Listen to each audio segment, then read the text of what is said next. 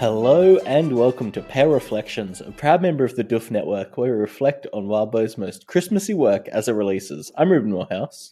And I'm Elliot Diebold. And I just want to say, I knew this was a risk when we chose Christmassy as our word at the start of the arc, but I feel like this week finally confirmed it. I don't even think we're getting fucking Christmas in this arc. It's going to be like, No. we'll have a different word next arc, and that'll be the arc that has Christmas in it.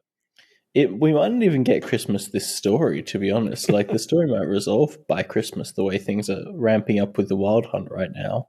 I refuse to accept that because then that means we don't get to see Nora visiting because Oh, she's yeah. not coming till Boxing Day.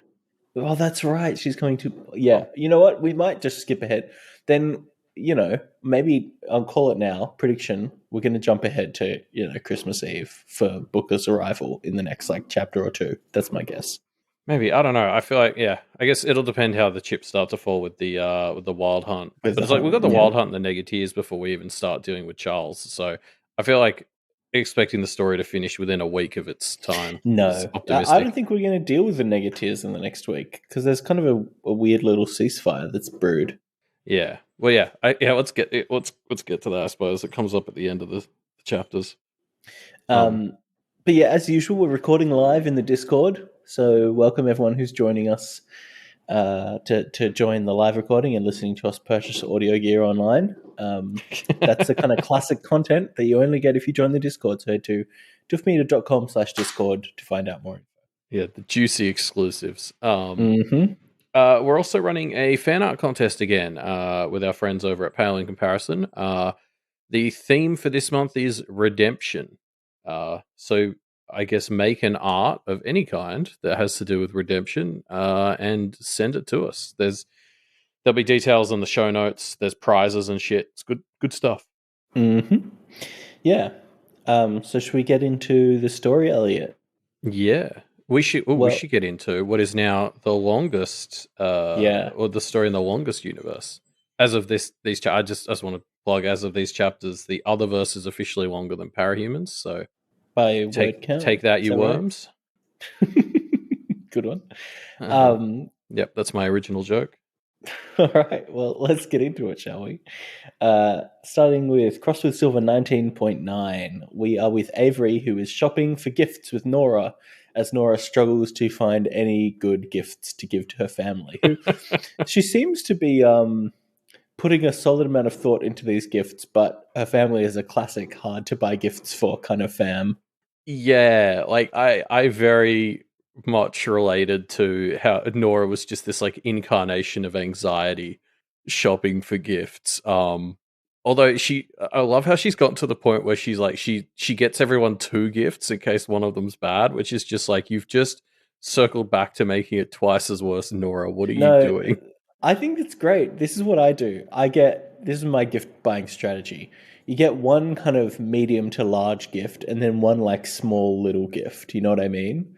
Like a gift that's like, I don't know, $50 or $60 and a gift that's like $5 or $10. And then so it's like even if the big gift doesn't go over that well, there's at least kind of a little thing that's like offsets that. That's usually my strategy. It works okay. Madness. I mean, And not then as bad me as Avery. There's that line where Avery's like, I just really enjoy buying presents, and I was like, God, sometimes I Yeah, relate to you, that's Avery, but crazy. other times you say complete nonsense. Yeah, for sure, for sure.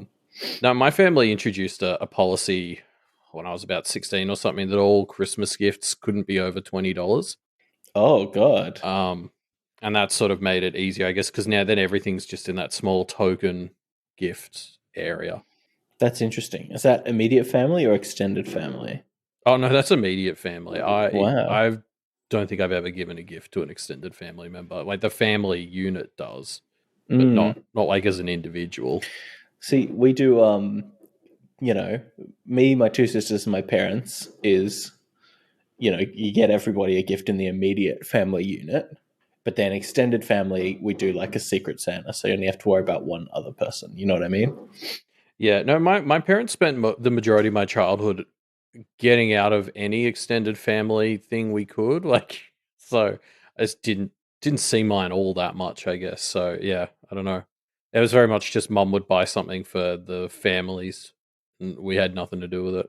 Mm, yeah. And I'm against buying gifts for adults. I don't know if I really want to go on this rant here, but Interesting. No, no, let's get I into it.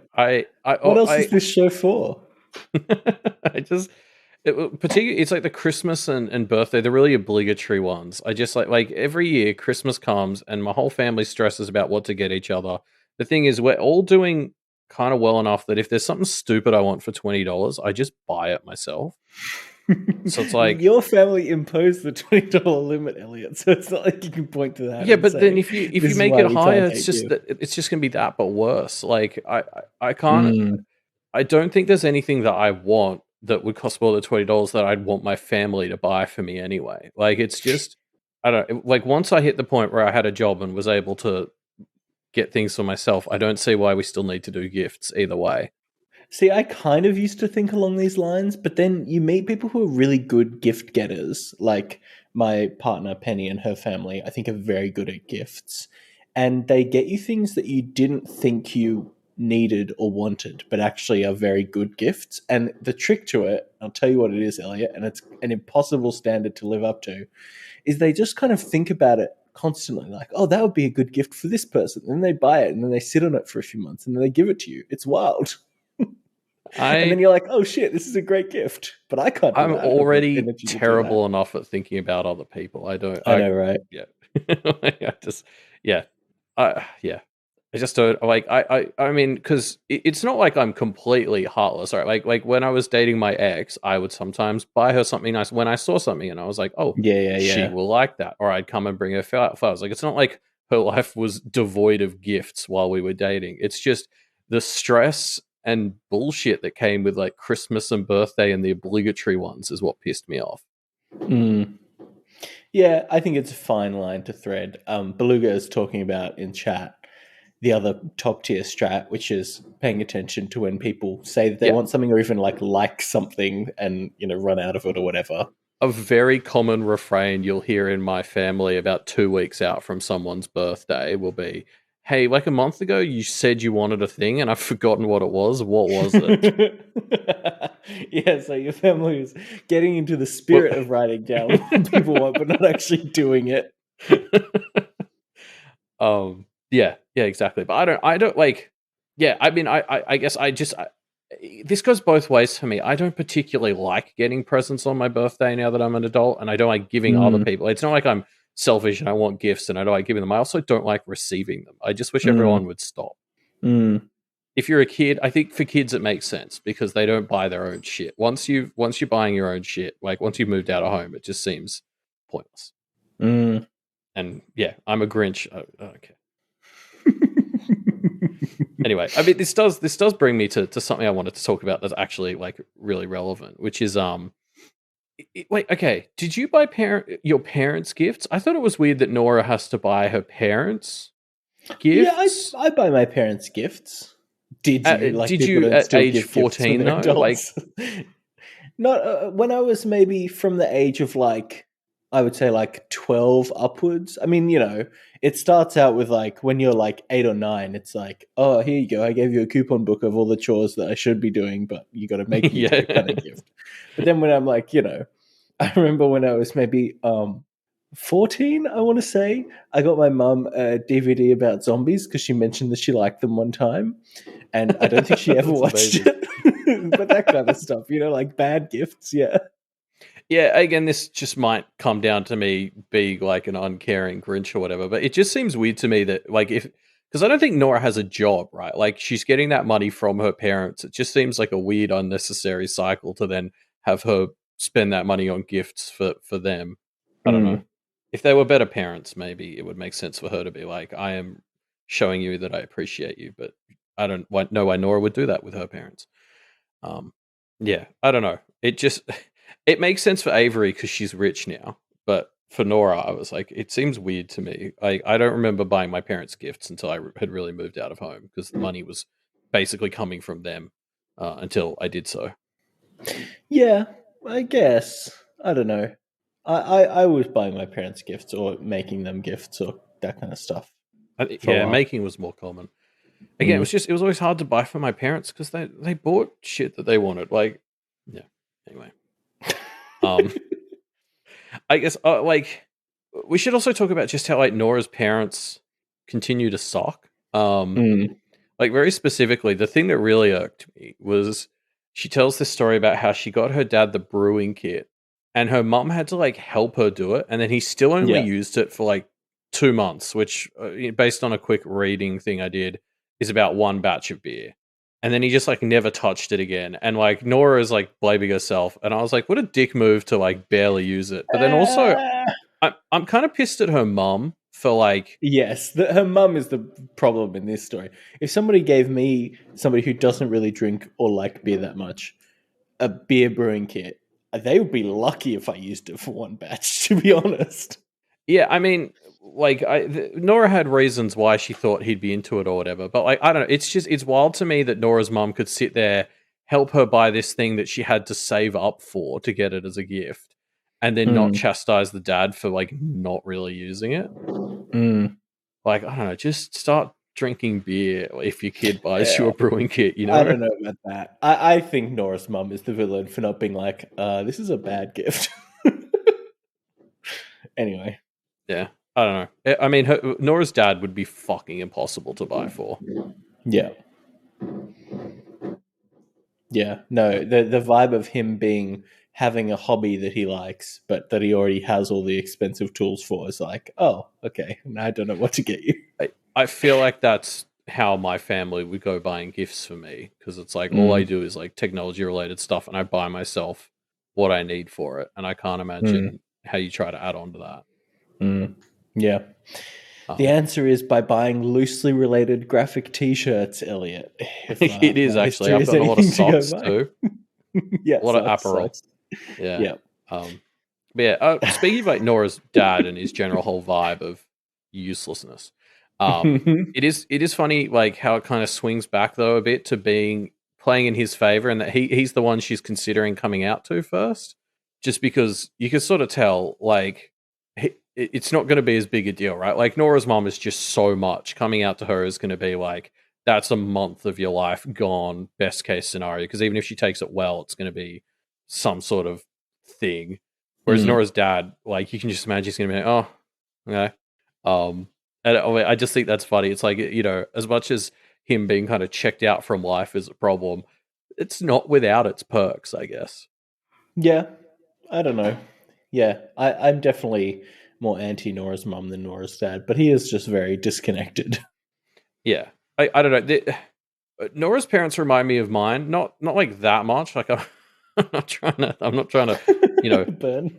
yeah, but like that sort of dynamic of definitely like I have told my dad sort of important things up to a year before letting my mum know, because it's like when I tell my mom it's going to be a whole thing, whereas dad's just kind of like, oh, okay. And do you need any help? Like he's a bit closer to Nora's dad. And he's just a bit checked out. And he's just like, oh, okay. Thanks for letting me know. Whereas with Mm, mum, it's going to be some sort of stress.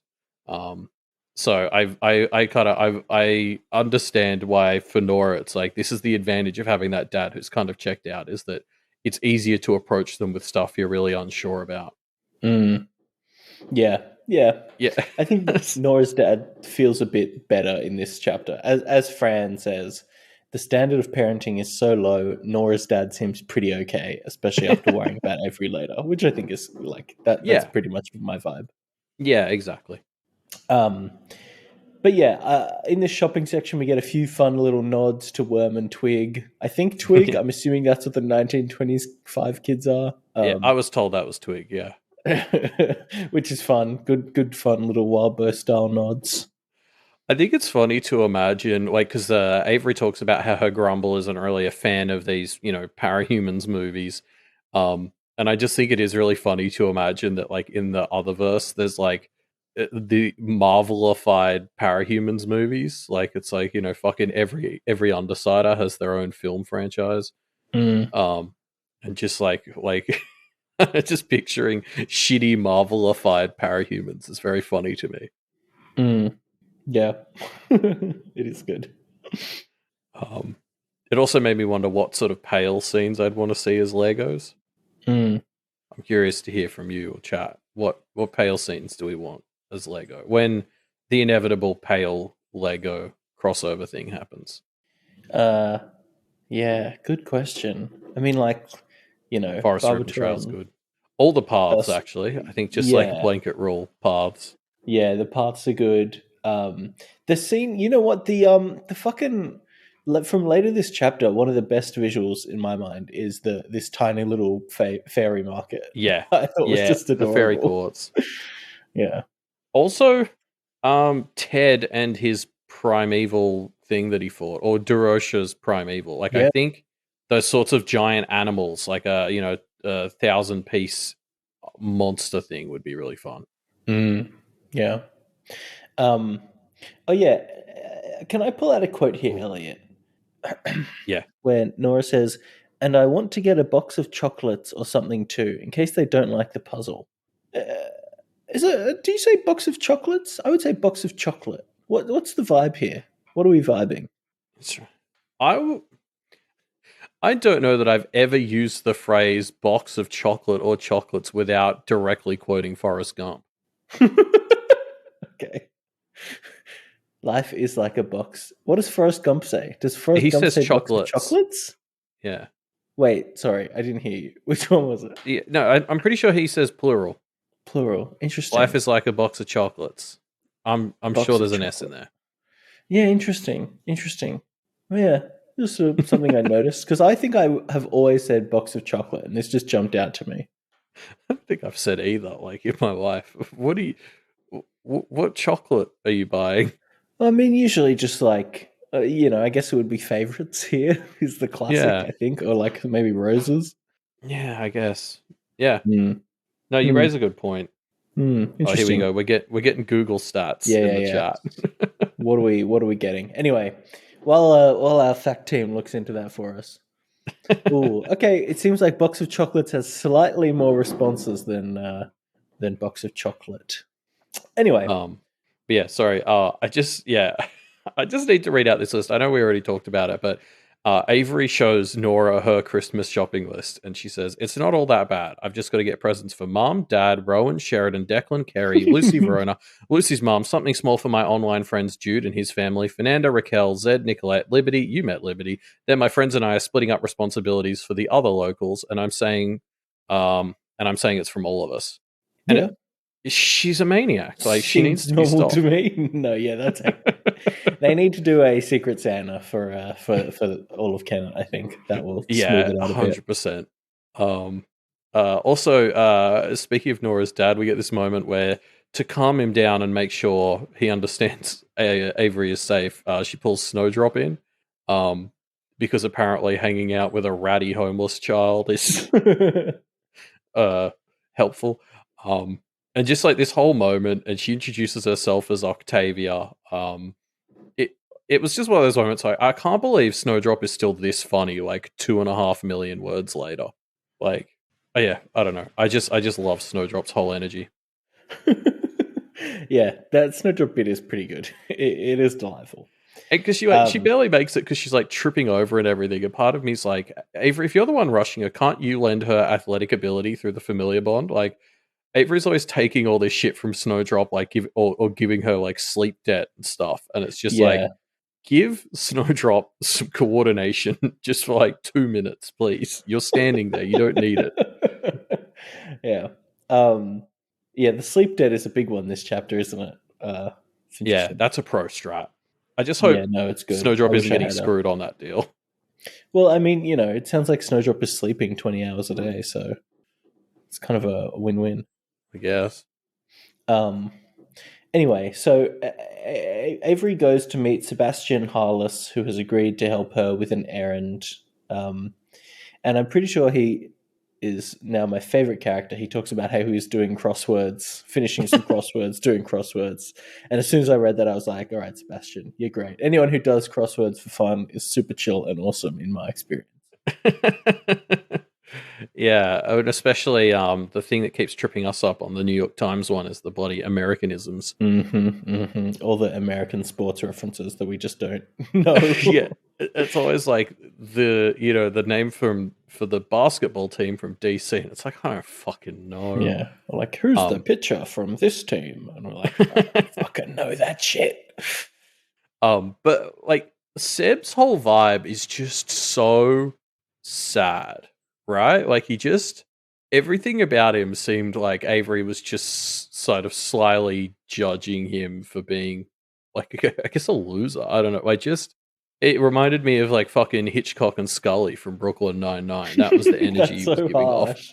He Yeah, but seems nice. I like I him. know he's nice, but it's like they had that moment where it's like there's no one in his life, and um, then like Avery's like, oh, I'm going to use the high summer glamour to transform him, and she's like, oh god, it really took a lot to find anything high summer about him to work off of.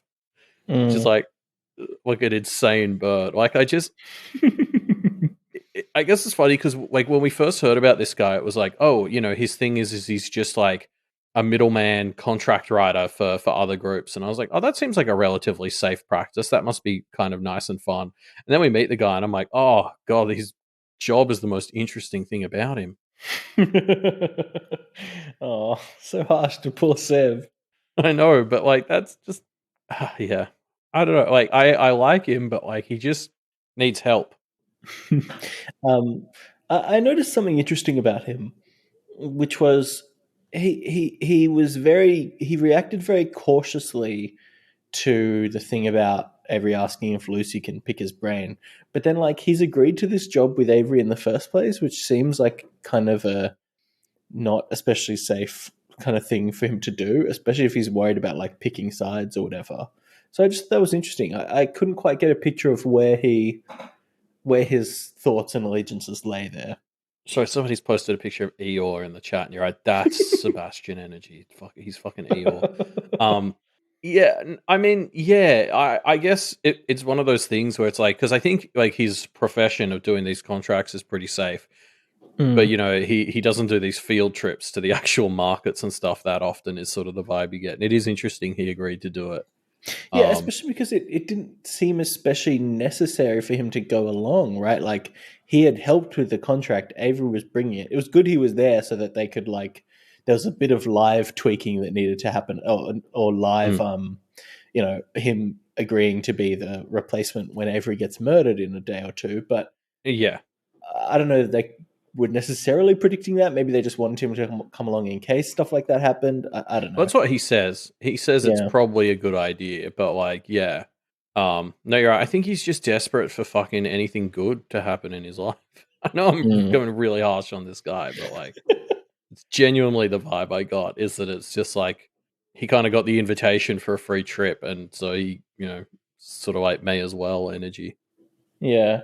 Um, I did like that moment where Avery is like, you don't go to the fairy courts. Like she just keeps having these moments with people where like she just assumes everyone wants to travel like she does. Yeah. Like it reminded me of, you know, when I lived 3 hours away from the beach and you'd meet like people who are obsessed with the beach. You'd be like, you don't go to the beach like every weekend. I was like, no, it's a 3 hour drive each way. Like, not wasting 6 hours of every weekend driving to the beach. And I feel like that's Yeah. Avery. She's like the fairy court equivalent. She's like, you don't go to the fairy courts? It's like, no, I don't go to the place where people try to trick you and trap you all the time. Yeah. Yeah. Yeah. Um, but yeah, I do really hope that Sebastian takes them up on this offer to coordinate with Lucy. Um, I mean, it's good that he's cautious about it because you don't want to become a mentor figure for Lucy. That's good instincts to be nervous about that. But I actually think Seb and Lucy would have a really like they'd be a hilarious duo They would because be good, wouldn't they? my read on Seb is that he's like the opposite of Lucy, and that like the fight seems kind of all out of him. He's just like this really boring dude who's just kind of going through the motions and has no idea. Lucy would be like this weird fire of passion introduced into his life that might change him for the better. Like genuinely, I kind of hope these two don't end up as a full master apprentice, but like I think him coordinating with Lucy would be really good for him and just be really funny for us. Yeah. Yeah. It would be pretty fun. Um, Like so it's yeah. basically the plot for Up. That's how I'm seeing it. Yeah.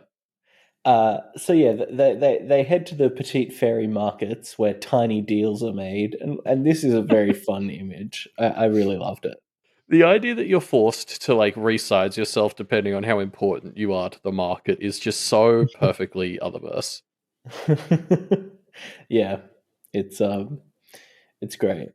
Um, but yeah, I love sorry. the image of, mm, Oh, sorry. I was just going to say something. I wanted to say as we got into this segment was something that I'm noticing happen a lot in this arc, and it's been happening like throughout the entirety of Pale, but it's happening a lot at the moment. Is these uh, juxtapositions between the Kennetys doing the same thing in the magical lives and their civvy lives? Like we cut from Avery Christmas shopping with Nora to Avery kind of doing some Christmas shopping and cutting deals here in like a magical market. Then obviously next chapter Lucy is, alternating between her benign exam and her magical one. And I'm just really enjoying that like as Kenneth is sort of blurring these boundaries between the innocent and the magical world, that we're really seeing that in the Kenneteers. They keep having these chapters where it's like half the magical equivalent of something they then do in their civvy life.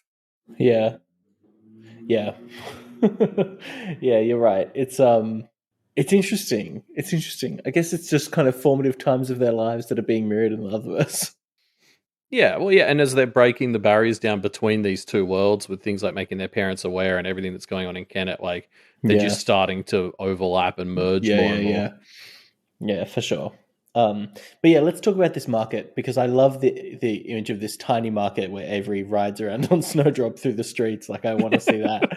The fairy selling mushrooms and pieces of meat and trading with flowers is adorable, and I love it. It's giving me major amphibia vibes. Did you get that as well, Elliot?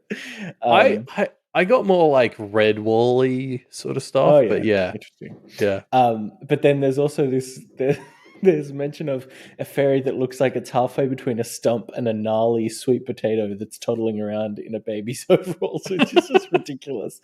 And in case you're looking for redemption themed fan art, you can write the story about how that fairy redeems itself and do fan art of it. I think would be great. Yeah, I don't know how it ties into Redemption, but I'll fully accept fan art of Avery riding Snowdrop too. Mm, I really want fan art of that. It's so hilarious to me this image of like a little deer witch riding her giant opossum steed. yeah, yeah, for sure. But yeah, just a great, cute, wonderful place. Yeah. I mean the descriptions of these places are always a delight. Like it reminded I think we talked about this in Pate as well, but Wildbow just like conjures up these wondrous like markets or locales and you just enjoy reading the set dressing. Mm. Yeah, yeah. It's just nice. It's just fun. Um, Although I guess on a darker note, so we learn that these sorts of places don't usually get as established as this one has in Thunder Bay because usually they're essentially knocked out by the goblins in the area. But luckily, Thunder Bay had someone taking care of the goblins, so um, this place was able to thrive thanks to those genocidal tendencies that the legendaries had. So, like I guess it's interesting that something that we hear a bit about in this chapter actually is that Avery and Snowdrop are like working together to sort of shape the goblin culture that grows in Thunder Bay as they come back now that the legendaries got kicked out. Um, Mm. and that's involving stuff like now that this market exists and goblins would usually crush it. She's brokering this kind of antagonistic peace between them.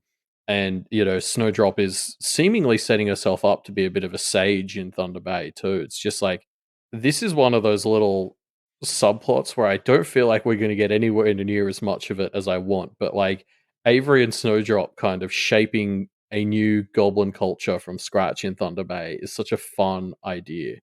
Yeah, yeah, definitely.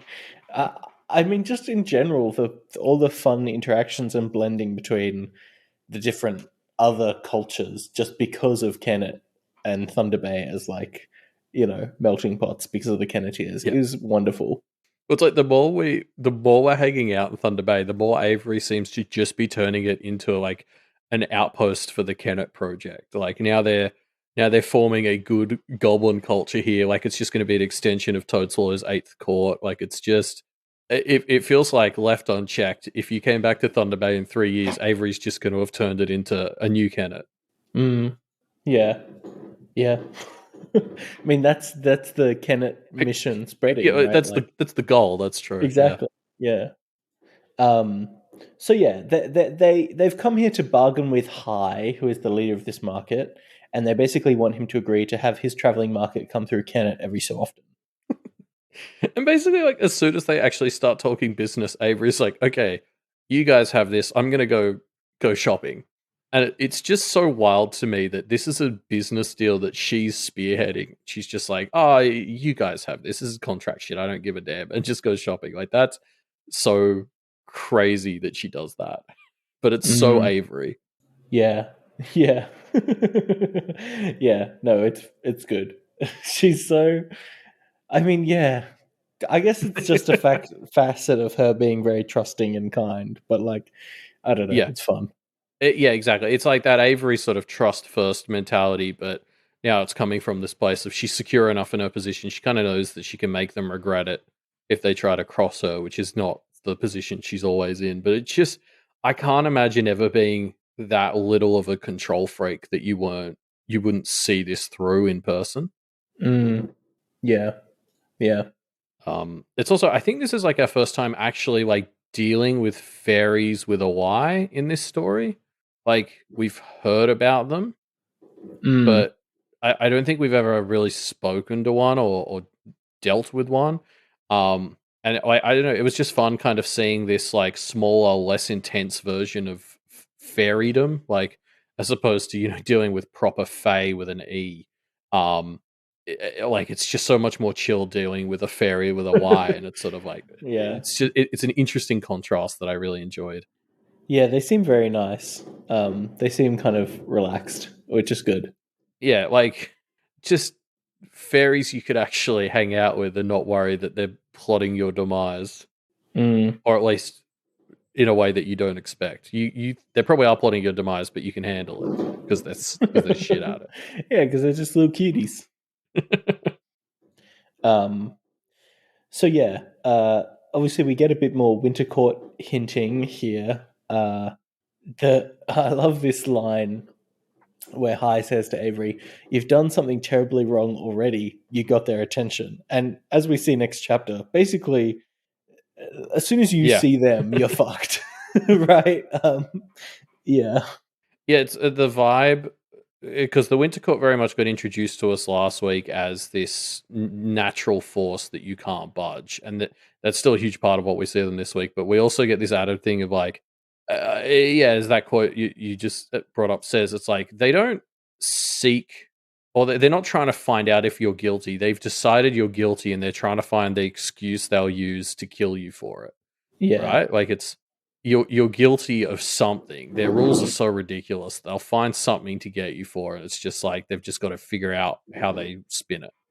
Well, I mean, I guess I would say like if if you're drawing their attention, you've already done enough to be like outside of the bounds of what they want Winter to be, which is not Well, yeah, as a like not as attention grabbing. So even the fact that you've drawn attention in and of itself is a crime enough. sure, but the reason they drew attention was because Massa got Estrella to send them here. So Yeah, like, true, true. it's this vibe of like the winter or the winter wild hunt seemingly is just like I feel like they could get anyone on a technicality if they really wanted to. They just like pick and choose who they want to target with their bullshit. Yeah, yeah, yeah, for sure. Anyway, yeah, they're fucked. Well, but we'll deal with that next chapter because despite the scare with the Winter Owl, this deal does end up going ahead, so that's nice. Kenneth's status will grow as long as it doesn't completely explode Yeah, immediately. tentatively, this is a good sign. Yeah, And yeah, he's going to do it for other markets too if it goes well with his. Um, I want to see High and Toadswallow interact. I think it would be fun because they High gives me similar vibes to Toadswallow in some ways, but he's very much anti goblins. So I think it'd be fun seeing Toadswallow challenge that sort of thinking. mm, Also, this is the segment where Avery buys the necklace pendant things, the yin yang life force, death force things for the ghouls. yeah, Like yeah. that's a good present for Good ghouls. present. Yeah. I was trying to think of what else you could get, like the other Ken and others. Like, what do you buy? Because I think, they get rocks for Cherry Pop, which obviously she's Thanos. We know this. And a nail for Ram Jam. Yeah. I'm like, what do you get, like Alpy? A dream catcher? Is that good or is that offensive? Yeah, I think that's the opposite of what you want with her. Yeah. I think a dream catcher is to ward off Alpy. Mm. Yeah, I don't know. Anyway, I would love to see the Christmas scene in Kennet just because I want to see what the Kenneteers got everyone. Yeah, that will be fun. Like that would be a great extra material thing. The final gift list or something. Yeah. But yeah, so back home, Avery uh, is a party to an argument between Sheridan and their mum, and what an argument it is. This is one of those like Kelly family scenes where you're just like, oh, fucking yeah, this is how family arguments are. Mm. Like it's such a mess. What do you think about Sheridan's argument here? She presents a gender bias among her parents in how they discipline their children argument, which maybe she believes, but also maybe she just is kind of reaching for ammo. It's kind of hard to tell with Sheridan. I think it's a bit of both. Like this is at least 60% bullshit that she's saying to deflect from getting in trouble for her shit. But Yeah, like I think there's this underlying like I don't think that the Kellys are, intentionally no, sexist or of anything, but it's course. like they've like inherited sort of societal bias in that front. Like the thing that jumped to my mind is I remember I've read that ADHD is way more readily diagnosed in boys than girls because like it expresses differently in each, and like a lot of the boy symptoms are sort of more well known, so they're the ones that get Mm, caught more easily. So it's kind of more common for boys with ADHD to get diagnosed, and mm. like that's the sort of thing where like I could see the Kellys getting Declan diagnosed, but Kerry could have ADHD and they just won't notice if it expresses differently. Yeah, yeah. Um, but yeah, I mean, I think this is like that classic family fighting thing where Sheridan is bringing up valid points about problems in the family. Like her stuff about Carrie being forgotten, we've been complaining about that for ages. The stuff with like Rowan getting a free ride, absolutely a valid criticism, but it's like she's doing that thing where she's bringing these up to try and push attention away from her own problem. And it's like, no, no, no. These are valid concerns and we should be addressing these problems. Let's start with the fact that you're getting a 23% grade in your math class, and also you think that adding 78% to that would make it 100. Yeah, that was pretty funny. That math was off. I laughed at that. It was good stuff. But yeah, like it was just like yeah, it was this great thing where it was like, no, like Sheridan, your points are right, but like not relevant. Like you know what I mean? Like it's like you just deflecting from your own problem and trying to get focus put on those just to distract from your own. It's like no, no, no. These are all things. Like everything you're saying is right. Let's address that next. But we're going to start with the fact that you just got a shit grade on your maths thing. Mm.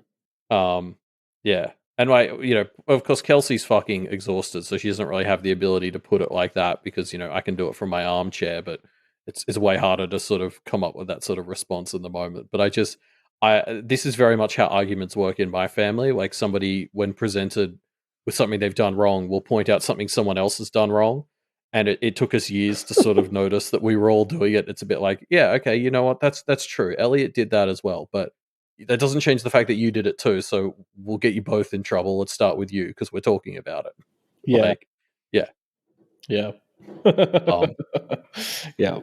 and Avery continues to get dragged into the dynamic, which I always think is fun. Like the comment about Kelsey talking to Nora's parents comes up, and then Avery keeps butting in to be like, "Yeah, no, but like, what did you say to Nora's mom?" And it's like I totally get why that was stressing Avery out, and like why it mattered a lot to her. But you could just see how it wasn't helping that like she kept interrupting this argument. It was just like Yeah, Avery, I get it, but like you're making it so much worse. yeah. it really just led to this. I mean, it led to Kelsey basically boiling over and threatening Yeah. to super ground them, which is nonsense, but was quite fun. Yeah, that super grounding felt like something my parents would have said too. Like it's very just like I'm so tired, I can't think of specifics, but just if you piss me off, I'm gonna find a way to make you regret it. Like that's what super grounded is. It's I don't know what it is, but you're gonna hate it. That's the promise. Mm, yeah. Um, And I'm sure she would have fulfilled that promise. And I think Sheridan yeah. and Avery were like, oh, yeah, okay, never mind. um, I mean, I actually kind of love that we're sort of gravitating back to like the Kelly parents, or at least Kelsey, are very overwhelmed because Um, like this has been a thing for Avery for quite a while now too. She's overcommitting. She has like so many things she's juggling, and some stuff's been getting left behind at times, or she's really struggling to balance all these things she's done, and that's what her parents were stuck with before the story, and now with all the extra stress from finding out, Avery's a witch who puts her life on the line on the weekly, like it's boiling over, and I just think it's going to be really fun to like compare and contrast how like Kelsey and Avery are going with their, this seemingly genetic problem of overcommitting to shit. Mm, yeah.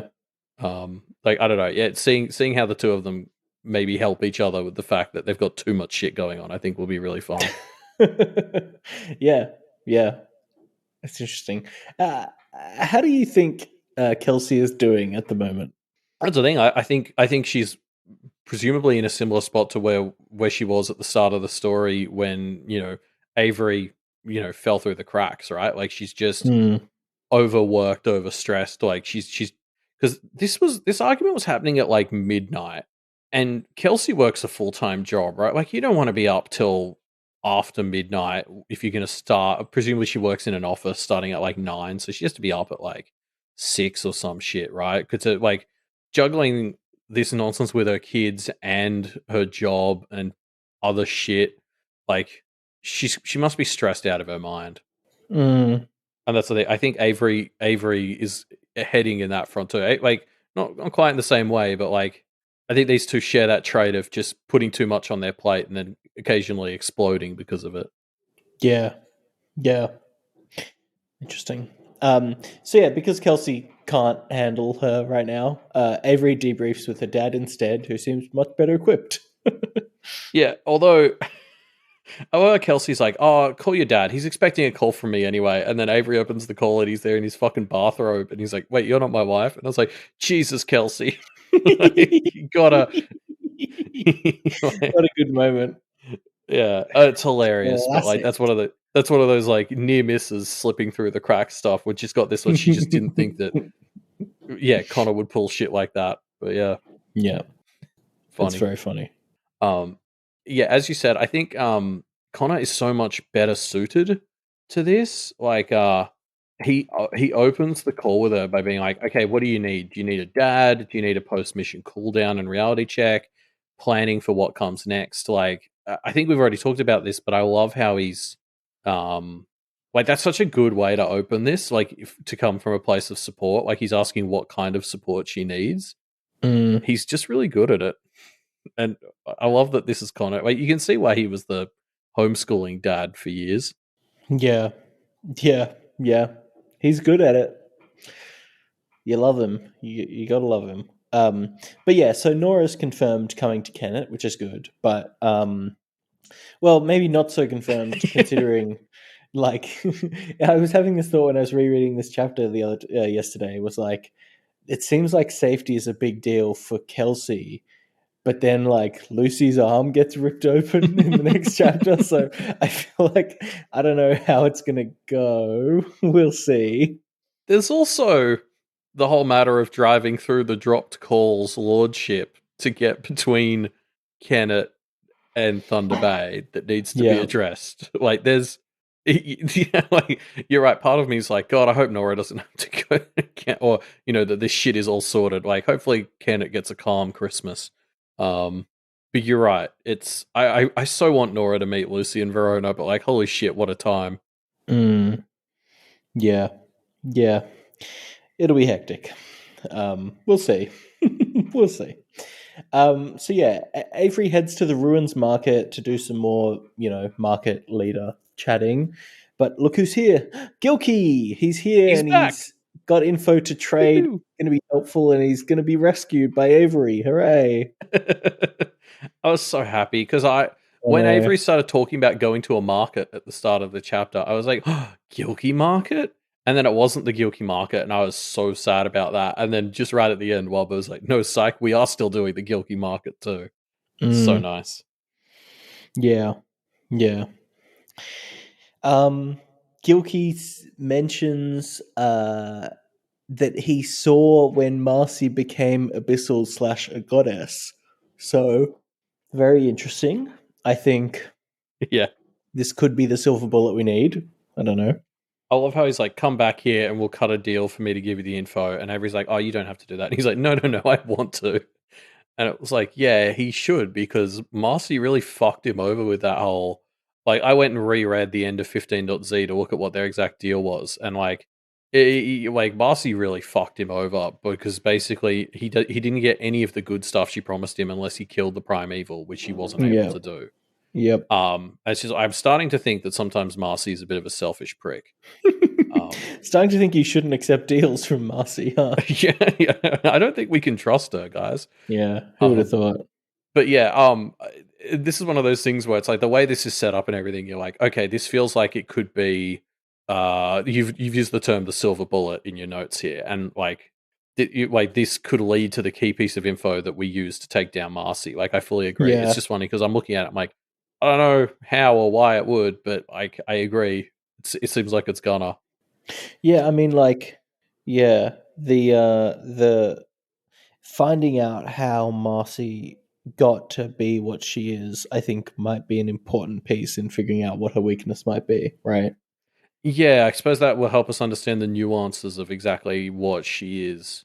Um, it also like it jumped out to me that she went abyssal before she became a goddess, Mm, and that was one of those things where I was like, I don't know how this helps us, but that feels like useful information to have. yeah. Yeah. So yeah, I'm excited to get the goss from Gilkey, find out how we can maybe take Mariska out, sell Yeah. that info to Musser, I reckon. Yeah. So yeah, I mean, in our like, next. sorry, genuinely, Massa is meant to be looking into Marcy. That's part of what the Wild Hunt's doing here. You could Yeah. maybe sell to Massa, hey, get the Wild Hunt to fuck off, and we'll tell you some goss on Marcy. I don't know. Yeah. Sorry, I'm just Maybe. going to clutch for any straw of how to deal with the Wild Hunt. Yeah. Yeah. Um, so yeah, 19.10, we're with Lucy, who sets off for a very chill and uneventful exam after hearing that Booker's only going to be in town very briefly. And a good way to start the chapter with Lucy being frustrated and annoyed, just so we know this is going to be a rough chapter for Lucy the whole way through. Yeah, don't worry, Lucy. It only gets worse. Um, I find it really funny. Like I enjoy watching Lucy struggle with this. Like, I mean, it's kind of empty nester vibes almost with Booker. Like, my parents definitely went through this when I was 18, where it was like you don't want to come back for the holidays as much because you want to do all the exciting things with your new friends and stuff. And it's like, I don't know. I just think it's really funny watching poor Lucy. Just like she just wants to hang out with Booker, but he's got so much going on, he can't fit her in. And it's Yeah. such an understandable frustration. Yeah. Uh, Yeah. Also, like Jasmine is so clearly upset about this, but refuses to like Yeah, I know. put her Refuses foot to down about judge it. Booker. Like, Yeah.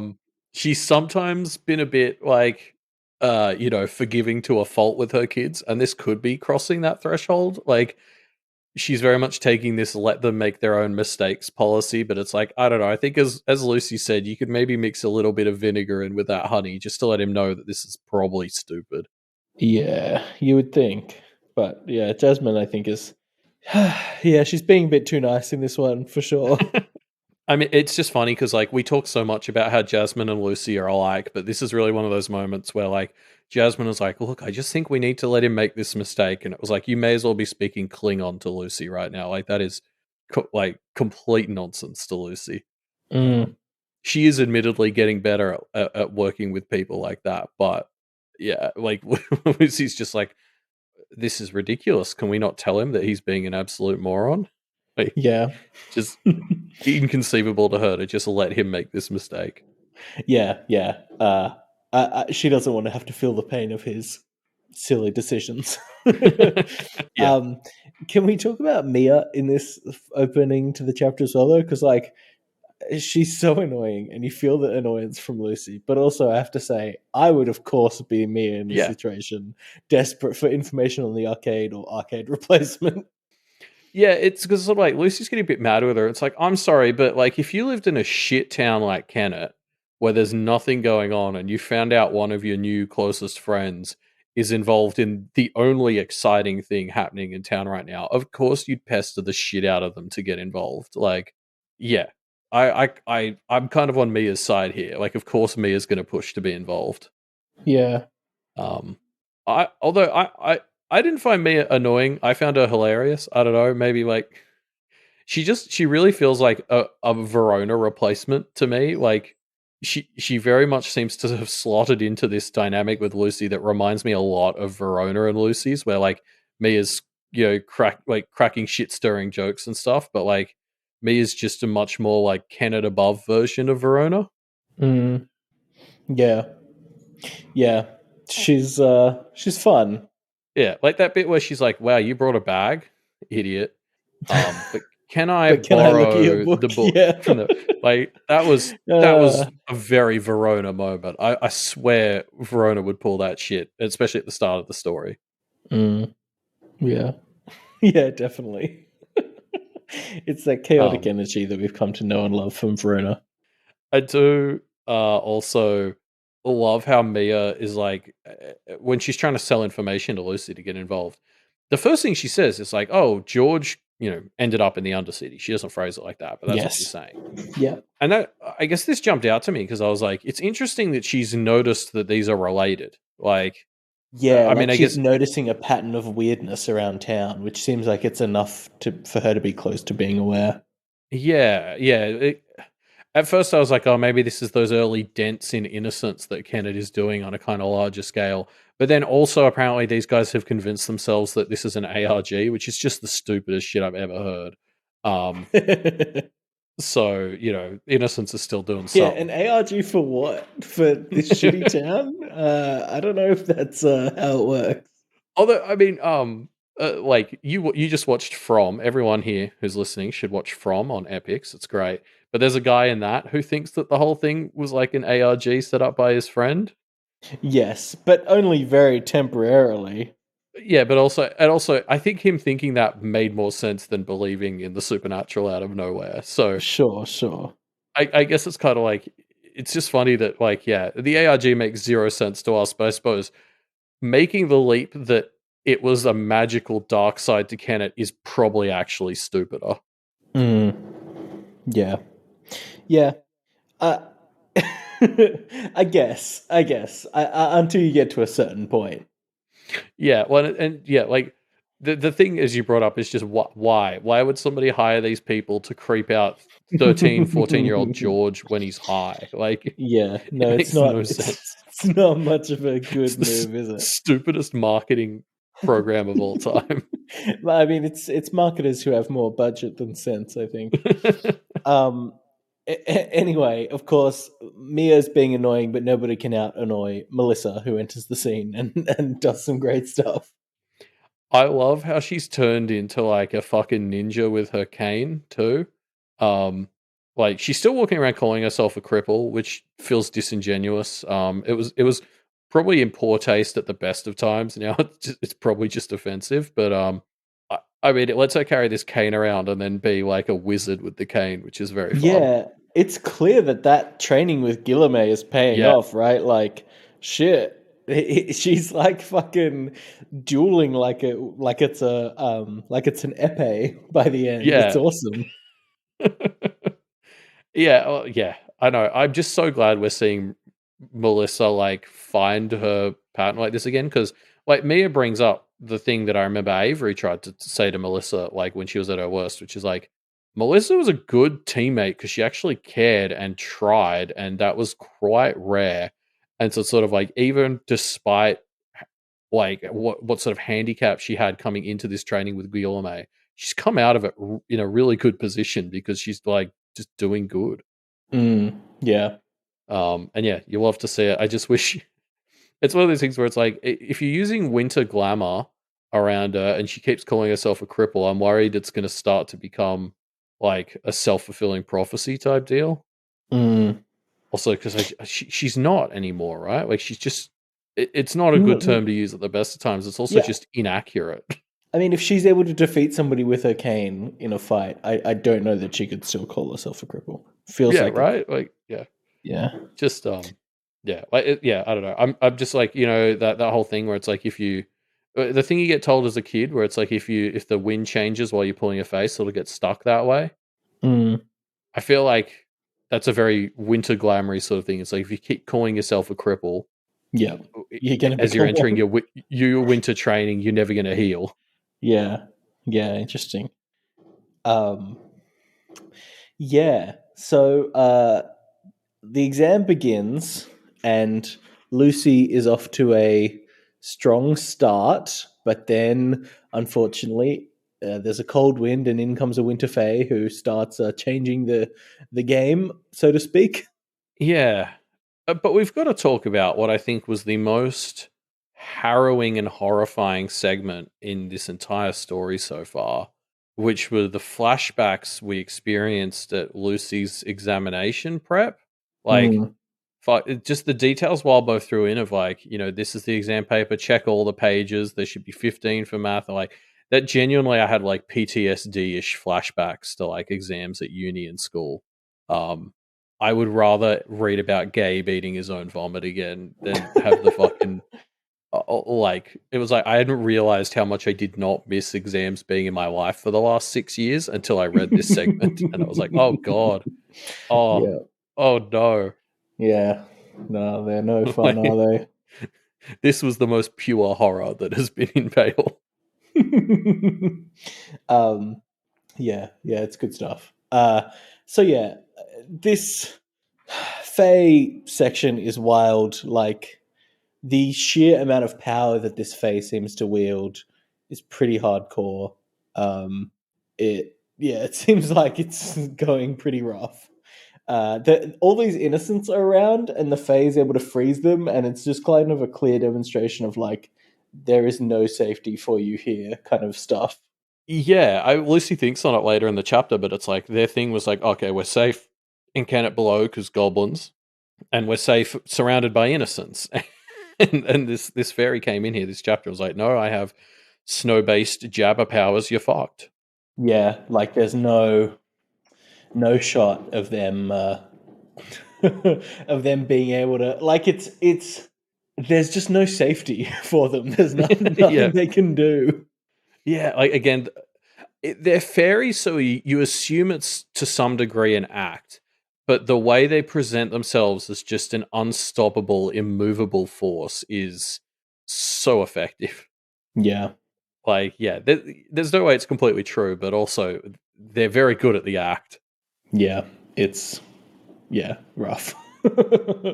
um, so yeah, they Lucy attempts to defend herself against this barrage of like winter accusations, but it feels pretty hopeless here.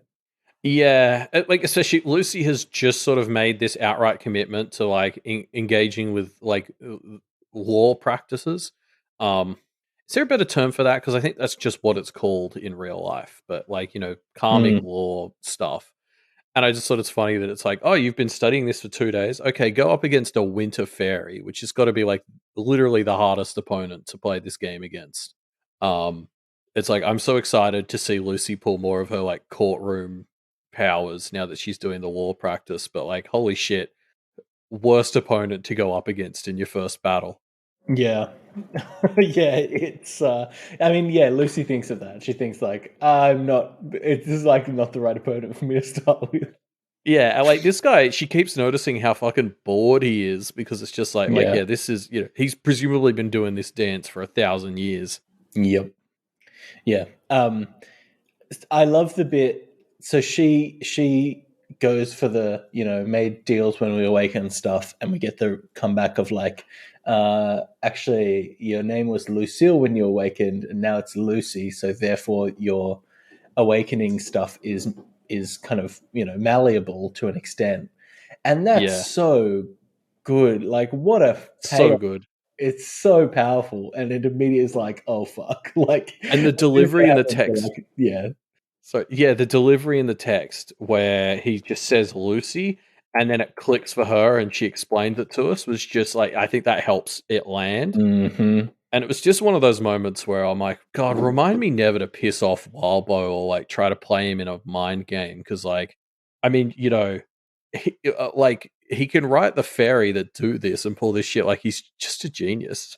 yeah, it's great. It's such a Like you, payoff. I love it. yeah, you could give me a month to write this sort of thing, and I'd never come up with that sort of like connection. Like it's just, yeah, Yeah, scary genius. yeah. But then the this discussion turns to the topic of like, has anything that the Kennedy has done actually made any difference? Which is great because, of course, this is kind of what Lucy has been worrying about inside her own mind, and so she is forced to justify it, and it's such an unfair uh, thing to throw at them, but it's rough. Yeah. Yeah, I love it though. Like, of course, this is what the argument with the winter, like Wild Hunt, essentially boils down to. Because, like, if in my head, they're kind of this like old guard, like culture police sort of vibe. Like, they don't want anyone doing anything different. And so, like, of course, the sort of logical extension from that whole ethos is this whole like, oh, nothing really matters. So just like stay in line and try to be. Like, this is the thing. It drives me nuts because they're like, oh, nothing really matters. And it's like, okay, then does the winter court not matter? And it's like he'd kill you for saying that. It's like clearly some shit matters. Like, Yeah.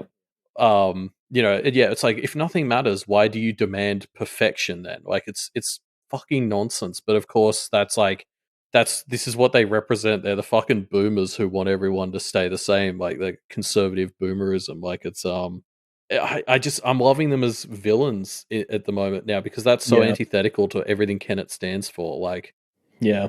of course, Massa has weaponized to this like worst part of conservatism, to just like come here and maintain the status quo because this is exactly one of the purest essences of what Kennett is fighting against.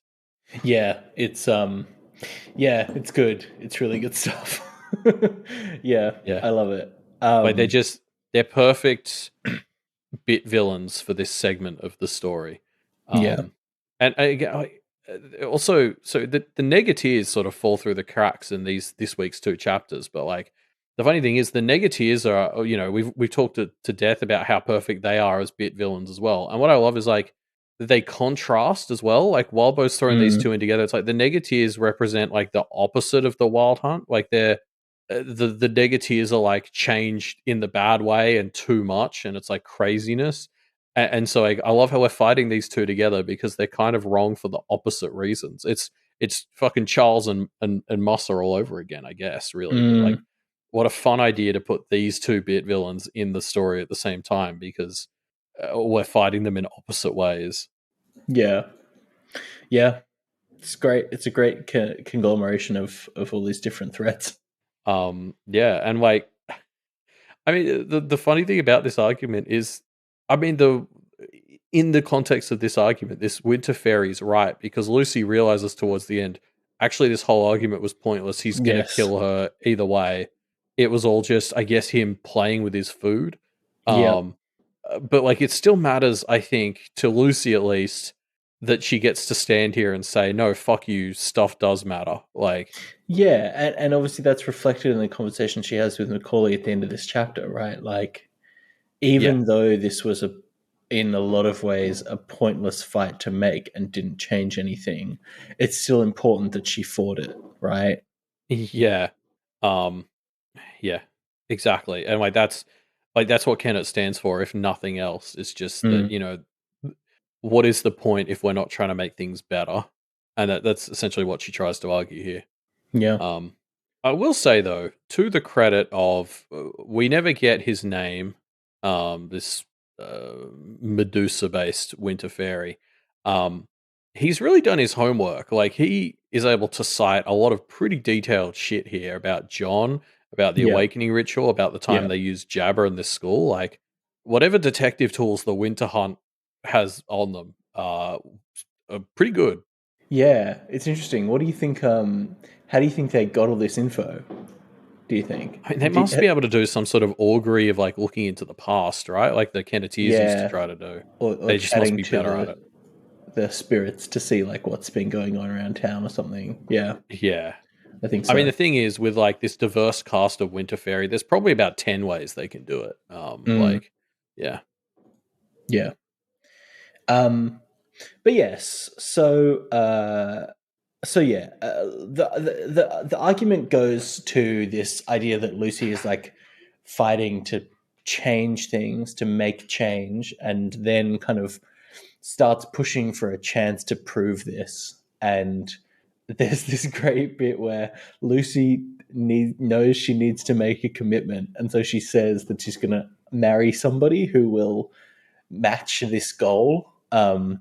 Based on the vision that she had of like getting married during her implement ritual, right? Yeah. Which is very interesting because it establishes this. I mean, this doesn't end up turning into anything; it goes a different direction in the end. But like, this is such a wild offer for her to make. Like, I really loved it. Like, what do you think the clock on this deal would have been? Uh, I mean, yeah, this is fascinating that Lucy is, yeah, I guess doubling down on this notion from her implement ritual that she might marry tactically. I mean, I think both times she's been Yeah, very clear that she wants to, there needs to be more to it than just business, but like she seemingly is very open to the idea of making sure her husband also comes with political connections, I guess. yeah, Um, which is interesting. There's an explicit call out of it's not just going to be somebody that you awaken. It has to be, yeah. you know, somebody actually plugged in to this a bit.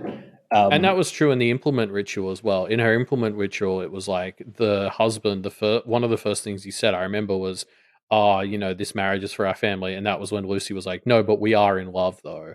When she was able to like yeah, retcon yeah, stuff in the dream. So it was like, yeah. but she didn't fight against the thing presented in the implement ritual of it being a practitioner from a family and that Yes, connection to the family mattering. yeah, And she's willing to indulge it here too. And that's just, yeah, fascinating. yeah. So who do you think it would be?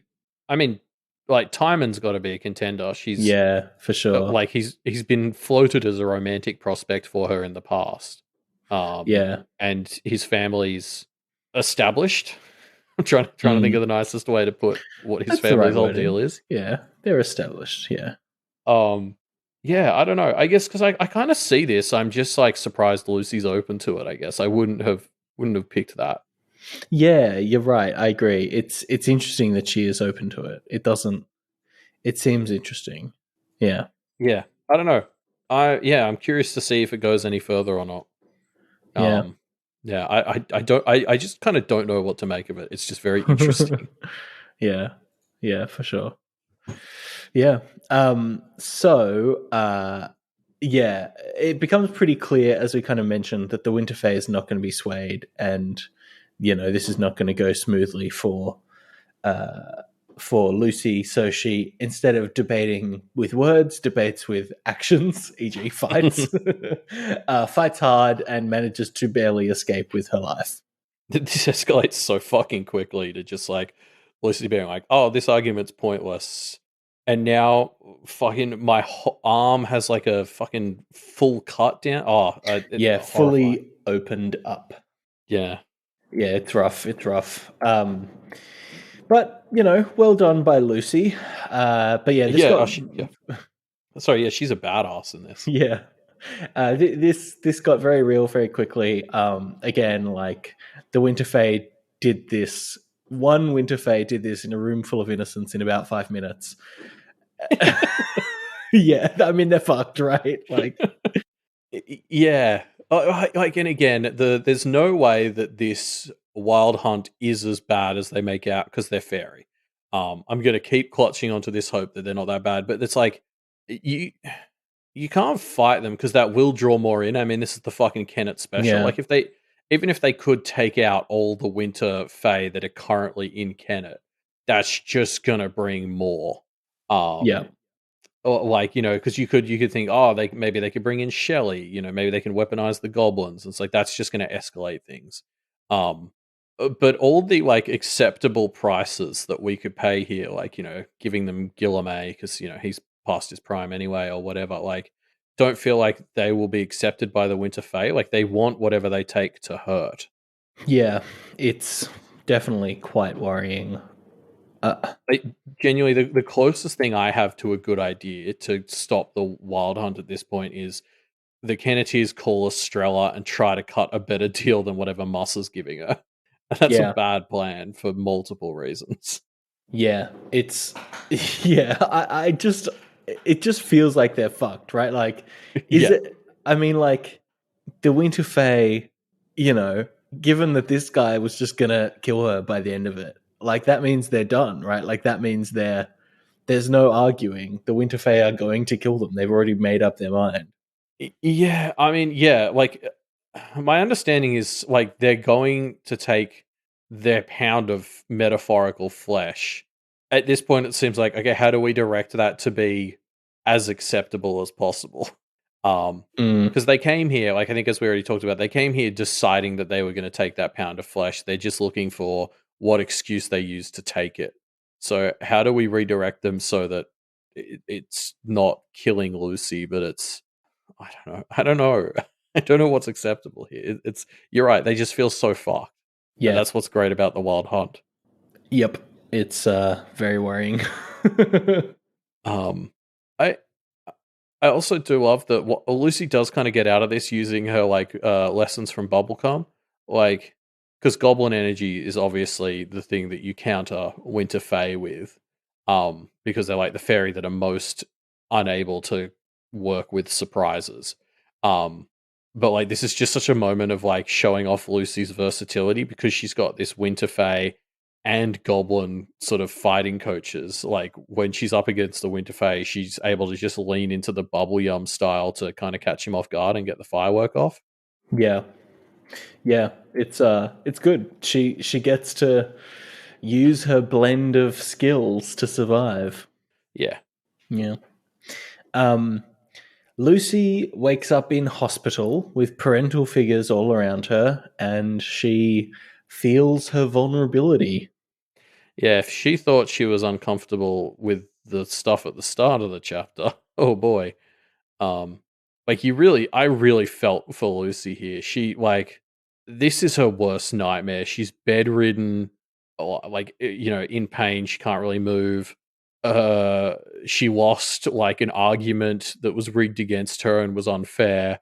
Now she's kind of useless and causing stress for her mom and the other people around her. Like genuinely, I was reading this and part of me was like, God, I hope Alpy just walks out at some point because this is an Alpy tier nightmare for Lucy. Yes, but alas, it is not a nightmare. This is the reality of the world that they are in now. Yeah. The one bit of hope I took out of this was Verona came by and seemed upset, and I was like, fuck, if there's one way to get Verona to take the gloves off, it's threatening Lucy. So like, Yeah. I mean, this is the thing with Verona, like when she pulls out the big guns, they're big fucking guns, and so you don't know what she's cooking, but if Verona's cooking something, both us and the winter wild hunt need to be nervous. Yeah. Yeah, I hope so. I hope Verona's got something that she can I guess, yeah, I don't Yeah. know. Chuck Yes. at them. So my only other plan for how they can come out of this without the whole town getting eaten is, aside from maybe cutting a deal with Mossa or Estrella, is Verona comes up with some sort of plan. I don't even know, like yeah, I don't know. It feels impossible for me to try and think what could that plan be. I just have no Yeah, no, fucking clue. It's Verona. She's Yeah, 10 you're right. light years ahead of us on this. Yeah, Just let yeah. her We can't say the predict plan. Verona. Yeah. Um heartbreaking But yeah, no, part. sorry. The plan for Kenneth is let Verona come up with the plan. It's the best Yeah. plan Kenneth's got sometimes. Yeah. Um heartbreaking part of this part is when Lucy is all quiet and says to grandfather that she feels like a burden and she knows that he is not as keen on her as she is on him. And it's just so fucking heartbreaking. Yeah. Especially with John getting a handful of mentions in the argument with the fairy beforehand, this hits Yeah. so hard. Like, just Lucy's relationship with the rest of the dog pack is just continues to be so fascinating because they're John, but they're not. Like, it's so similar and so different in this really intricate way. Like, yeah, this moment here, it's just, yeah, it's so, every time we see Lucy exploring her relationship with the rest of the dog pack, it's fascinating. Yeah. God, you feel bad. Yeah, there's just a lot of, There's just so feels much bad. baggage. Yeah, Yeah. baggage is the right way to describe it for sure. um, we jump ahead. Lucy's still alive so far, thank gosh. Watching Macaulay dancing out her frustration in preparation to return to her family.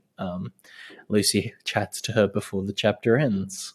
And before we get to that conversation, though, I do think it's very funny that she's just kind of like Billy Ellioting out her frustrations with at the Wavy Tree studio, and all the other Wavy Tree dancers seem to just be like, "Shit, Holy this shit. person is so good.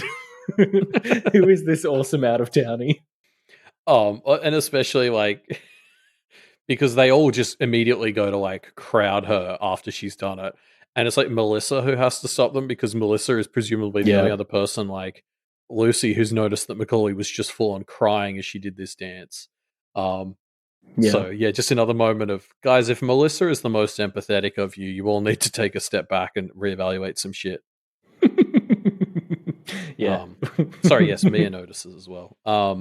Yeah, I think another reason this moment with Macaulay hits really hard is because the last time she talked about dancing was, I think, before the time skip, and she was talking about how no, she doesn't do like dancing. It's all very specifically fight dancing. So Mm. presumably in this like month and a half time skip, she's taken up dancing, Dance dancing, yeah. which is just like she's turned to this shitty thing her family gave her into like actually a form of art and like a form of expression. Like, it's beautiful. Um like, just yeah, tragically beautiful, this whole Macaulay section, I guess. Yeah. Yeah, poor Macaulay. Should we get to this conversation? Like, Yeah.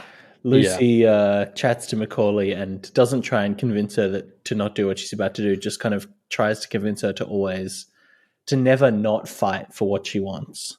Yeah. It's a beautiful way to round out this chapter that was otherwise a loss for this argument, because like Yeah. we get our small win here where even though we couldn't convince the Winter Fairy about this, it's like at least we can convince Macaulay to make sure she keeps fighting and keeps trying to make things better. Like, Mm. Yeah. yeah. And again, I love that we're doing this with Macaulay too, because it's like the idea that you have to keep fighting feels like a weird thing to say to a Henniger because that's their whole thing. But it's like a different type of fighting, right? Like they do violence fighting all the time, whereas like this is much more like keep fighting in this very metaphorical sense. Yeah. And like much like the dancing, it's like Kennett has sort of taught Macaulay how to take the shit things, the shit skills her family gave her, and make them good. Um, and yeah, so I don't know if even if Macaulay never comes back into the story, or you know we never hear from her again, it's like you can't help but read this as a victory because she's left here with the ability to express herself through dance, with the ability to like keep fighting in the good way. Like that's such a victory. Yeah. Yeah, hopefully. I don't know. We'll have to see what happens to Macaulay next, I guess. Yeah. Yeah. I mean, I guess I just feel this way a bit. Like, we used to talk a lot about like the trinity of daughters for the big honchos of Muss's unit. Like, obviously, Liberty rebelled against Anthem. We've got Macaulay who's about to rebel against her family. Raquel has like soft rebelled against her sort of dad. Um, it's like at the very least, even if Kenneth were to get squashed tomorrow, I feel like the fact that they've managed to make differences in the families and the lives of like the biggest practitioner cults has to matter to some degree. Yeah. Like, Yeah. I used to picture it back in like Arc 17 as we get this moment where you remember how like the Kenneteers won Clem and that let them beat Alexander and Bristow at the end of Arc 7. Mm. I used to like imagine it was like Macaulay, Liberty, and Raquel fucking turning their backs on their dads and that mattering for some reason. It's like I don't think we're getting that anymore, but I just there's like this small victory in the sense that the Kennedys have made the lives of the three youngest daughters of the three worst practitioners better. Yeah. Hopefully. Um, but yeah, and then I guess we leave on this ominous note that it's about to become Arc 17 Part 2. Moss is sending his scouting party soon. We've obviously got the Negatives, we've got the Wild Hunt. I can't, what a fucking mess this is turning into. Yeah.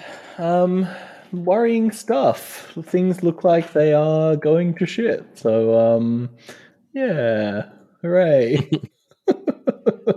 Yeah, yeah. I just I love this. The Pale keeps doing this. There's so many fucking balls in the air. Like I don't know how this is all gonna land, and that's so fun.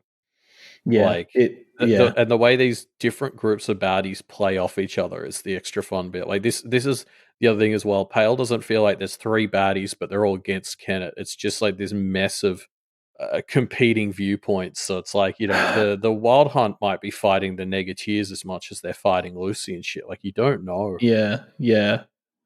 Yeah. It's. Yeah, we actually just have no idea, do we? What's going to happen next? I know I don't. Yeah. And this is like, we saw it with Bristow and Alexander. We saw it with the Witch Hunters and Mossa and Arc 13. Like, having all these groups being juggled is just so much. It's so fun. Yeah. Good times. One note that I missed, that I quickly want to bring up as well. So we saw when Lucy was talking to Macaulay, she talks a lot about both of their relationships with Verona, and Yes. I guess I just wanted to bring this up because it's one of the first, I think, in text, like acknowledgements we've seen of like a Kenneteer sort of saying what we've sort of been saying in the fandom for quite a while now, which is like this idea that Lucy and Verona are still best friends along a axis, but it's changed from what it was at the start of the story. And like Lucy is in this spot now where she can really appreciate who Macaulay is to Verona and what she means to her. And like, it's not a form of insecurity now. It's a bit like, she needs you for this reason that I can't help her with. So don't Yeah. let her down. Yeah. Like, that's such a huge step in this evolution of their friendship. Yeah. No, for sure. Yeah. And I think it's a growth for Lucy, right? Like it's good. I think it's Lucy acknowledging like she's not her friendship with Rona. I mean, I guess it's a continuation of what we've been seeing, right? Her friendship with Rona Yeah. is not that like childhood best friend where you spend literally every Everything. second together. Yeah. Yeah, exactly. But like this feels like the next step, and I guess we've seen both of them kind of acknowledging that this is happening to them for a while. But this is Lucy also then stepping up and like going to one of Verona's other friends and saying, "Hey, make sure that you're doing her good." Like it's not just acknowledging that this is happening; it's like actively reinforcing it and like working with it, which is like a whole Yeah. other level, I guess. Yeah, yeah, yeah. Yeah. Anyway, so But that takes us to the that's a end of chappy. our exactly of our chapter for today. Now, remember we have our discussion question which we're running at the moment, and you can leave your answers to that into the discussion thread. But we also thought instead of doing our regular Pale Predictor section where we pull out predictions from the community, which you can leave in if you head to the show notes down below, you can find a link to the form where you can leave your predictions, and if you leave good predictions, we'll pick them and feature them on the show. Instead of doing that, we've got a return, a victorious return of an old segment we used to do much more, Elliot. Yeah, I've written up a monster corner, which What? I don't think we've done one of these since Arc 2 of Pale. I think we've done one monster corner in Pale Reflections, which is wild. They were such a Yeah, staple in Deeper yeah. Pact. Um, Um, but yeah. yeah, What's it about? What's the new monster uh, that you're I, talking to us about I here want to today? talk about the Wild Hunt. What? The Wild Because Hunt. I think like, well, I know at least this was true for you, and I assume it's true for some of our audience. Like I Mm-hmm. don't think a lot of people realize that like the Wild Hunt is a thing, like a mythological thing. So it existed in like a bunch of European cultures and goes back like at least 1,000 years, probably a lot more. Like you see it popping up in Celtic religions, Catalonian, Scandinavian, Germanic, like basically all of Northern and Western Europe had some form of wild hunt. and this is why it comes up like a bunch in or like stuff based on European folklore. So like I think there's a wild hunt in The Witcher. So, Apparently there's but one in Elder Scrolls. is it called the Wild Hunt? Is that like what's being referred to as? Yeah. Huh. That's so Um interesting. Yeah, I really didn't know that. I'm so curious to hear more examples of like traditional mythological wild hunts. yeah. The last pop culture reference I wanted to pull is that Malekith, who everyone will remember as the best Thor villain from the best Thor movie, he's apparently the leader of the Wild Hunt in the Marvel universes. That Um, I feel like I would remember that if that was true, Elliot, which makes me think you're Ruben, making don't this lie up. to me and pretend like you remember anything about that movie. I remember my favorite Marvel movie, Thor 2. I remember it perfectly. Okay. um, but yeah, okay. So moving on from talking about that trash film. Um, yeah. So okay, obviously, I just talked about this wide variety of places that had wild hunts, but I know what you're thinking, Ruben. Hey, all of those Yeah. places didn't even have fairy or even That elvish is what I stuff was in their thinking. folklore. Wow. Because as people who listen to the old Monster Corners might remember, elves and fairy are kind of the same thing in terms of folklore, sort of. Um, but anyway, yeah, the reason for this is because the Wild Hunt isn't necessarily a fairy related thing. It is in some places, but not others. Like basically, when you get like a thing like the Wild Hunt, which is common in folklore around so many places, it changes like a lot, not just over time, but like by location. Um, so what the Wild Hunt actually is very different in a lot of places. So like ghosts are a very common one. Often it's just like a bunch of ghosts. A surprisingly common one that I saw listed a bunch was ghost dogs. Um, but like other places it was Valkyries, and then yeah, in some places it was like elves or fairy. Okay. Okay. Um, so before we zoom in very specifically on the variants of the Wild Hunt, I kind of want to talk about some of the more globalish aspects of it, like as a whole, which are separate. Like so, even if these sorts of things are true, even if we're talking Wild Hunts of ghosts or um, you know, fucking whatever, there was some weird fucking examples of things that were Wild Hunts. Um, Okay. but one of the pretty universal ones is that the wild hunt showing up or you seeing it is almost always a sign of doom. Like whether that's plague or war or, but if you see the wild hunt, you're probably in for a bad time. Which checks out with what we're seeing in Pale so far, I think. Um, So were they like a judicial system, or were they more of an omen in that way? it was much more of an omen. Like what exactly Right. it represented changed a lot. So like there was definitely a shift. Some scholars brought up in what I was reading, where like post Christianity taking over, the wild hunt became even more associated with like just being violent, like demonic sort of Yeah. evil. But pre Christianity, it was still never really a good thing. So it was often like a huntress goddess or something would lead the wild hunt around because there was about to be a famine, so the gods were gathering up more supplies. Um, Right. or a lot of wild hunts were just a god was real sad about shit, so they led a bunch of people on a violent rampage. Um, Classic. Love it. but yeah, basically, like even if they weren't as necessarily hostile in some of the Christian tellings, it was like they were never a good thing. And in fact, Okay. like a very common trope that existed in all pretty much all the wild hunt things I saw was dealing with them is just a bad idea. Don't like exactly what we're hearing in Pale. It's like if you're in front of the wild hunt, like you've already fucked up. Yeah. Um, Yeah. so like a lot of them would kill you or all that sort of nonsense, like, desecrate your body. A lot of them would straight up kidnap you and then take you to like whatever relevant like underworld or otherworld or fairy court that the hunt was from in that region. Um, Others would kind of sweep you up and turn you into a zombie who was part of the hunt. Um, in fact, there was one where it was like, oh, they'll like sweep you up and you become part of the hunt, and then you wake up somewhere else completely detached and naked, and you've got to like make your way home, and it could be like 100 miles. And I was like, that just sounds like somebody went on a bender, and they're like, oh, the wild hunt got me. Right. Right. Right. So it was an excuse for drunks, is what you're I saying. mean, that's what this version sounds like, yeah.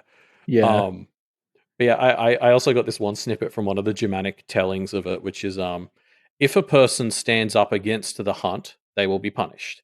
If they help the hunt, they will be awarded money, gold, or most often, a leg of a slain animal or slain human, which is often cursed in a way that makes it impossible to be rid of. And in fact, there was like this whole Okay. story about a guy who got given a human leg that smelt really bad, and he physically couldn't get rid of it. So he had to like trick the hunt into taking it back, and it was this whole like folklore story about this guy who was trying to get rid of a severed leg. Pretty funny. Yeah. Yeah. But yeah. So the final global wild hunt thing I want to talk about today is a very common thing that you usually see, and it's the one that Pale doesn't seem to be touching on, is there's almost always a like head or lead rider. Um, so Odin was a very common one. Like in the Norse stuff, it was always Odin, or in the surrounding regions, it was always an Odin-like figure. And so like the rest of the host would be kind of faceless, like eight-legged horses or ghost dogs or whatever. But like the focus was usually on the leader On of the the hunt leader. Yeah. as like the main character. Um, and what was really funny is like all throughout different regions, the leader of the wild hunt would change as the story evolved over time and moved. And so very often like heroic king figures would take the plate. So like, a bunch I'd never heard of from like Spain and stuff were listed, obviously, but like King Arthur was the leader of the wild hunt in England for a while in Huh. the Middle Ages. Um, Gabriel the Archangel, even Satan made appearances across the continent as leading the wild hunt. Like basically, mostly the lists tended to focus on bearded men, king figures sort of being there, but there are also a lot of huntress like goddesses and queens and stuff too. Just for some reason the lists tend to exclude them. um but yeah, there's really this focus on the leaders, and I guess that's the one thing we're not really seeing in Pale is any sort of head of the wild hunt yet. Yeah. Do you think this gives us some indication about what what the Kennedys might need to do to survive? Yes, I will get there. There's Okay. perhaps a Okay. clue Okay. in All here. right. I do just want to say I want to bring up two little fun facts before we really get fairy specific with it. Um, which is one, in most places, the time you would expect to see the wild hunt is during the Yuletide. They were very much a Christmas period phenomenon, which I think is very funny because they've appeared in Pale at Christmas time. Um, and as a follow on to that, so one of the leaders of the wild hunt in a region in the Netherlands was a huge inspiration for the folklore legends surrounding Sinterklaas, who then was the inspiration for Santa. So essentially, Santa's sleigh and the reindeer flying through the sky is actually this weird telephone game from Odin leading eight-legged horses through the sky in the wild hunts in another places. And I just thought that's Okay. hilarious. It's Santa, Okay. Santa's sleigh is just a telephone game from Odin running around raping and pillaging. That sure makes sense. Um, but yeah, okay. I know this is dragging on. This has gone for a fair while. But yeah, so let's talk about like the essentially it's mostly like the Celtic sort of wild hunt variations that were mostly fairy, because fairy were a big deal in that sort of Irish, Scottish, Welsh part of the world. And Yep. it was called the slow there, which was like this is a I trick feel I like you came need to across while spell it doing out because it's not spelled how you'd expect. yeah, Slugh, Yeah. which according to translations for Irish stuff meant slow, but the standard apology for mispronouncing anything like this, because we are dumb Australians. Yeah. Um, but yeah, so yeah, a trick I came across. They're often known as the host of the dead, like Mm, when you read about them. But that's actually something that took place after Christianity came through the region. Like before, when it was much more like Celtic, Gallic sort of people living there, who hadn't been touched by Christianity. It was not dead people, but like fairy who would run amok. Like to quote one page I was reading, they were believed to be ill-begotten fairy, with no reason, no loyalty, and no mercy. right. Um, and apparently their claim on people they ran across was so great that like even death had to give way Oh to them. shit! Like Interesting. if somebody was about to be claimed by death and the wild hunt claimed up, like turned up and was like, no, we want him instead, death would back off. Yeah. Um, so they were pretty potent shit apparently. Yeah. Interesting. Um, now I don't know if you or all of our listeners will necessarily remember this next part, but in the traditional fairy folklore, there's only like two courts usually. It's the Seelie and the Unseelie, which is basically the light and the dark courts. Like the traditional fairy stuff very much just lent from good and bad basically. Like the Seelie were the high courts in Pale, and the Unseelie are the dark courts in Pale. That's basically what it is. Um, and so the Wild Hunt is like generally associated more with the Unseelie, like the sort of darker Marisica-ish courts. But there were a lot of tellings in which they were more of a like separate third entity, so they weren't associated with either court, but they were more like this party of fairy that just like went around doing crazy shit, and it was like anyone could just come join for a bit and then go back to the courts. So it's basically this like never-ending fairy bender of fucking people up. Right. Um, so because I'm not sure if Pale has told us whether there is a wild hunt for every court or whether there's specifically mostly just the winter one. Just the But winter one. Yeah. I thought it was interesting that the winter wild hunt is the one we've seen, and winter is the court without like a below equivalent, and the wild hunt is often considered like a separate sort of almost third entity alongside the two other courts. Mm. Um, but yeah. Also, so this quote about what the wild hunt of fairies would do to people was they snatch up mortals who cross their path and whisk them away into the dark. If their victims live to limp back home, they report being forced to make mischief on other mortals or to raid the Seelie realm to steal fairy cattle. Shaken and battered, those hunted by the host are usually said to have aged years in a single night. So, sounds like a fun time you have with them. Yeah. Not a good time. Yeah, and then there was lots of details on like the fairies that led the wild hunt, but I probably won't waste our time with that. Looking at how long this has already gone for, unless if suddenly a leader of the wild hunt shows up in Pale, maybe we can do a sequel to this and we can compare that. But there was just a bunch of cool folklore. I wasn't really familiar with any Irish or Scottish or Welsh folklore, and there was some cool stuff in here. So worth reading. Um, as with all Monster Corners, this is largely coming from first page Google search results. Um, so yeah, I guess to finish this, I just want to bring up the one piece of advice I found for how to deal with the fairy specific versions of the Wild Hunt, which was be warned. Once you have drawn the attention of the Wild Hunt, only by placing another in their path will you dissuade them. Oh You must yeah. be willing Shit. to sacrifice another to be taken in your stead. But then it goes on to say, then again, if you are willing to do that, your soul might possibly belong amongst the ranks of the unrepentant, unforgiven sinners of the Wild Hunt, and you may end up as one after all. Yikes. Uh, So you can't so win, is what you're saying in yeah, this. basically, apparently the best option is to try and send them to someone else anyway. So now accepting theories on who we can point them at instead of Kenneth. Yeah.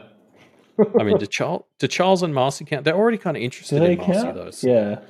I don't know. Yeah, that is the same as the Kelly family maneuver.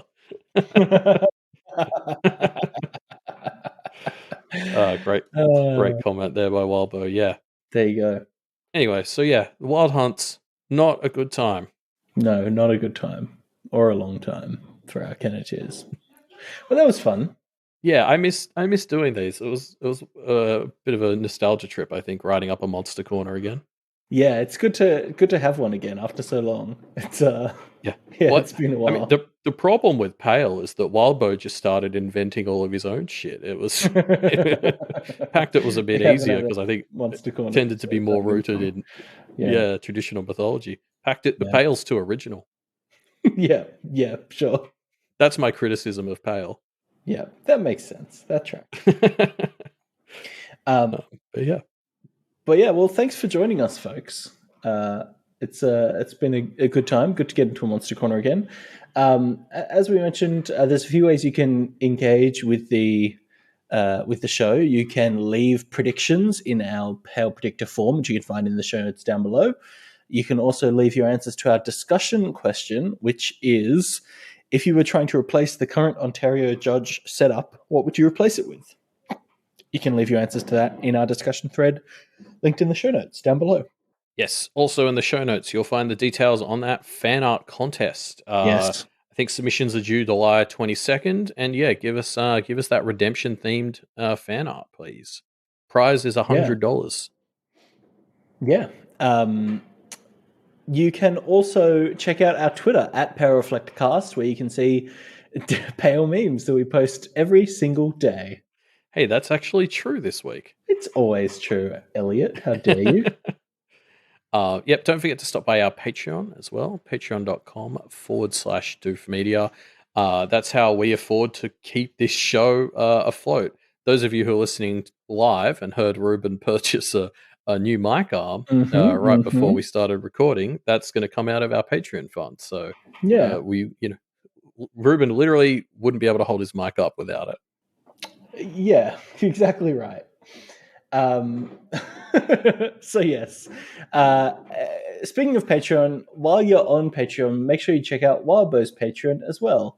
You can find that at patreon.com/wildbow. Make sure you support Wildbow so he doesn't have to send the wild hunt after you. Yeah, or if you can't afford to donate to him, that's fine. You've got to force someone else to do it. That's the only way to get them to get off your back. To get off your back, yeah. Force one of your family or friends to donate to Wildbow. Indeed.